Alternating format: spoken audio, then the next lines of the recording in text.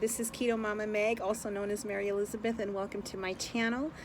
I am here to talk about something that I was talking about for the last 30 minutes and the video cut off. So talk about attacks, right? Talk about attacks. It was a great video, if I must say so myself, and almost done. I was about a minute from being done and it just stopped recording. It shut down. It didn't even save it. So I guess it wasn't intended to be out there. So now I got to do it again. And so hi again, even though you're seeing this for the first time. Again, welcome to my channel. Thank you for liking. Thank you for subscribing. Make sure your notifications are on because I will be posting videos frequently, both in Spanish and in English. And what an honor that is for me. You know, I think today I want to discuss something that I'm going through at the moment. Nothing bad, nothing like that. You know, I like to share my experiences because I found out that by sharing, you know, people learn, people see it in a different perspective. It enlightens them in a little bit, and you know, I'm just here to share my story as my life unfolds right before your very eyes. You know, I am on another journey. You know, and when I say journey, it doesn't necessarily mean hopping on a plane and going somewhere or in a car. None of that.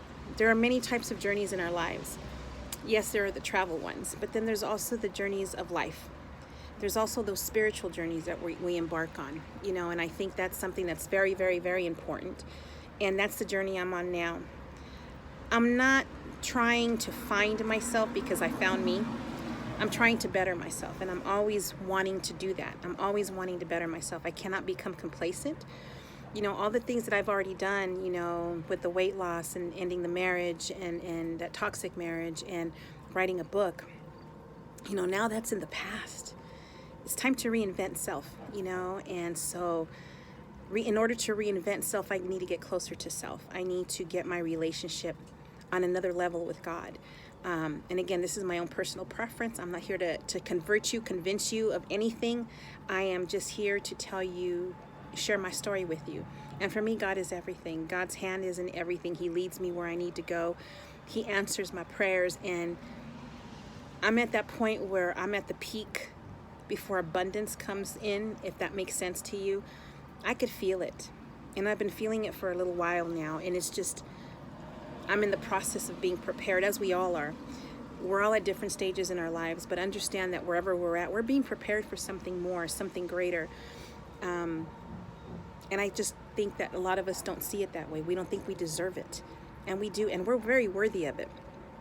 You know, and as I embark on this spiritual journey of mine, I need to feed my spirit that resides within. That might throw some people off a little bit who may not understand, and I'm sure you've heard that saying, your body is a temple, and it truly is. Your temple resides the spirit that lives within you. Some of you would like to call it your gut instinct.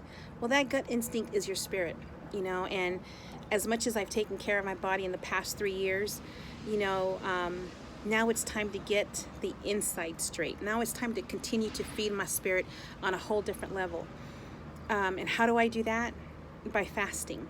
Fasting not in terms of weight loss, but a spiritual fast. I'm not trying to do this to lose weight. A spiritual fast isn't starving yourself.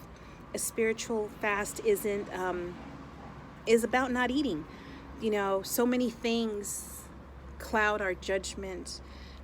You know, toxins in our body. You know, we need to release all of those things.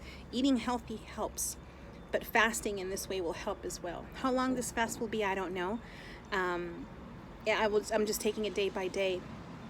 From this moment forward, I'm not going to be eating any food, just water, just drinking water by choice. You know, and this is something I know I need to do. I don't go into things blindly like this. I've been learning as I've been going, and Sunday it hit me. I was watching some videos. I always watch motivational things, inspiring things. And I was watching something by a gentleman named Michael Todd, an amazing young man, pastor, who spoke to my spirit. Man, and got to my soul in a way that I felt like he was talking to me. And those are moments when you feel like it's being directed at you. It was for a reason. Didn't know who this young man was. Just turned it on, picked it, and listened to it, and it resonated with me on so many levels. And the part that really got to me is he said something, and it struck a chord. For those of you who know me know I've written a book. It's pretty much a memoir of my life, and everything I've been through and what I've overcome to this point. And he said something in regards to a book. And he said something like, or maybe you've written a book and maybe you only sold 300 books, but 300 people, only those 300 people that read your books, maybe that inspired them to do something great in the world. And that stuck with me, because as a writer, I'm new to this. Most people strive for a bestseller. And at first, that's what I thought a writer was supposed to go for. You have athletes, elite athletes whose next level up is the Olympics, right? And so you train for that, and that's what you do. And for me, I thought that writing this book, the next step should be bestseller. But that's out of my hand, so I can't control that. And so that's not something I worry too much about. So maybe the people that did buy the book, and there've been a few that have bought the book, and maybe it was for them to read it and understand that they were designed for greater things, and maybe my book gave them hope, maybe my book inspired them, and now they're going to go be great in the world. And so I'm good with that. That made sense to me. And I loved it.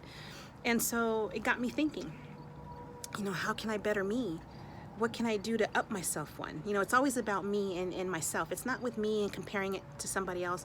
I never compare myself to somebody else. I don't compare their achievements with mine. I don't do that, because we each are here for our own purpose, or are here for our own different journeys, and we can't compare ourselves because only God knows why we're walking the paths that we're walking. And so I thought, how do I level up? How can I possibly level up? How can I get even closer to God? And it was the fast, and that's the answer that came to me. And that's why I spent most of Sunday watching things on fasting. And I listened to Dr. Miles Monroe, who is one of my absolute favorites. That's a gentleman that you need to hear if you haven't heard about him already, and Michael Todd. And they were talking about fasting. What a coinky-dink, right? There's no coincidences in this world, that the things that I chose to listen to were in regards to fasting. And so that was the prayer that I asked, and there was my answer. And so fasting is not starving myself. Fasting is feeding my spirit. And in order to feed the spirit, I need to read the word. I need to get closer to God. Need to have more conversations with God. Not that I haven't already. Again, different level things. As you level up, you must increase your game. You must do better. You must strive for better all the time. You can't be complacent and be happy just where you're at. Unless you're already good where you're at, then God bless you. God bless you for that. And may God continue to bless you in that way. But knowing me and how I am, I know there's always more. And I want to learn more. And learning my lessons as I go. Now I'm paying attention and being more obedient than ever. I need to get closer to God. And how do I do that? By reading the word, feeding my mind that, so that my spirit listens. If I take care of my spirit will take care of me. That gut instinct that always leads you right, that funny feeling you get in the pit of your stomach when you know you shouldn't be doing something and you don't do it and you feel good about the decision, that's your spirit. You got to feed that. And so I'm replacing my meals with reading of the book, devotionals, and then follow up with conversations with God. Easier, you think it's easy to do that? It's not easy as you think. When you seriously want to pray and get closer to God, it's those moments of completely letting go of everything else, unplugging from all your devices, and just dedicate that time with God. Spending a few minutes a day thanking God for where you're at, and for the blessings that have come your way and the ones that are coming. There's a lot to be grateful for, thankful for. And so I choose to do that, so my fasting is going to feed my spirit. And the more I do that, the more clearly I will hear my prayers being answered. And I've seen them answered right before my eyes. There's nothing more beautiful than seeing your prayer being answered and unfold right in front of you. And people, I had somebody ask me at one point, how do you hear God? How do you know it's God talking to you? It's like, I just know. It's not choir singing and I feel a breath in my ear, although it has happened once, minus the choir singing. It's literally a statement that just comes, and I know it's Him. It could possibly be through a child at school who says something, who has no idea about what I've been praying for, but says something to me, or says it indirectly to me, and it's like, oh my God, there's my answer. So your answer doesn't always come in the way you want it to appear or come. It's going to be via other people. You know, God's messengers are angels here on earth who deliver a message that you've been waiting for. And sometimes you're in denial still when you hear it. And, you know, it just, open your eyes, open your heart. Don't be so closed-minded that you don't see it, or this can't possibly be happening. Yes, it could possibly be. You asked for it, right? And I think we spend too much time trying to dissect everything and find a rational answer. And I've discovered that when there's no sense to it, there's no rational answer as to why something happened, it was God. It was God. And understand that it was with purpose. It was to answer a prayer that you've been praying for. And so, you know, we can't be so set in our own head that we don't see some things for what they truly are. And I'm at the point in my life where I don't question anything anymore. I really don't. I've absolutely surrendered everything and put it in God's hands. It took me a long time to understand not to stress about things, not to worry about things, despite the situation. And I'm not saying, you know, there's cause. I understand why you would worry and why you would stress, finances, this and that and the other. But I pray now, you know, and I never go without, but continue to work for what I want. So I don't quit, and I don't just wait for God to drop it from the sky, because it's not going to happen like that. It comes with prayer. It comes with work, tenacity, the audacity to keep going and not quit despite your surroundings, your situation, or what others may think or say about you. I'm at that point in my life where I don't care. I'm at peace with self, and that's all that matters. Peace within is everything. Peace within you become so aligned that things just fall into place, you know, and it's a beautiful thing. And lightning's happening right now. There's a storm coming, and there's a beauty about storm. And I'm just sitting here waiting to see some rainfall, hear the thunder roar. It's just beautiful. And how amazing that this storm is coming now at this point where I'm going to begin this fast, and it's cleaning out the old, you know, making way for the new. And that's what storms are. You know, storms, we look at it as a bad thing, not necessarily the physical storm, but the storms that we go through personally, those dark moments in our lives. You must understand and realize that God is using you in those moments. God, you know, uses people like me who didn't think anything of ourselves, who attempted suicide, who had gone through that toxicity, who had gone through all that yelling in my face, who was at the lowest point in my life, was almost 300 pounds. I was at my worst, and there was God wanting to use me for my story, for everything I've been through, to be able to share it with everybody else, and whoever wanted to hear it, whoever could learn from it. God uses all of us, and either to deliver a message or to give a message. You just begin to understand things on a whole nother level. You know, we're spiritual beings living out our physical journeys, and everything here is temporary. Everything here is temporary.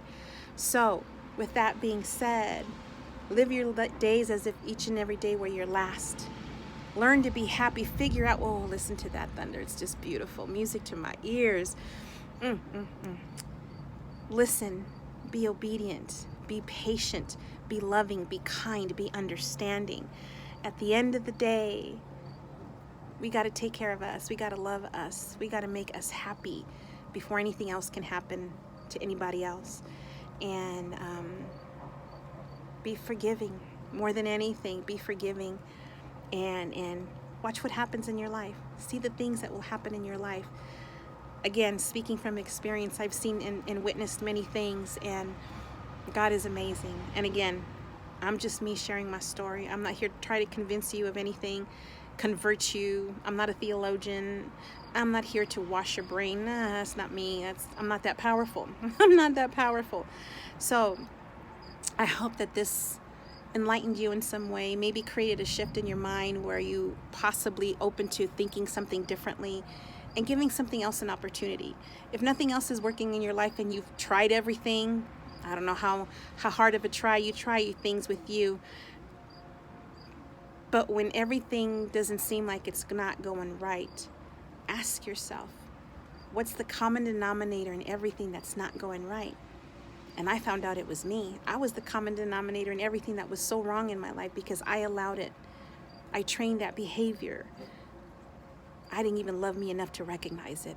And so let's just start with self and be open and receptive. You'll be amazed at what you find. Thank you again for your time, because once you give your time, you can never get it back. Please subscribe to my channel, turn your notifications on, like the video, comment, and I'll be posting more videos as we go. Sending you all peace, love, and blessings and light your way. May God continue to bless each and every single one of you. Y'all take care.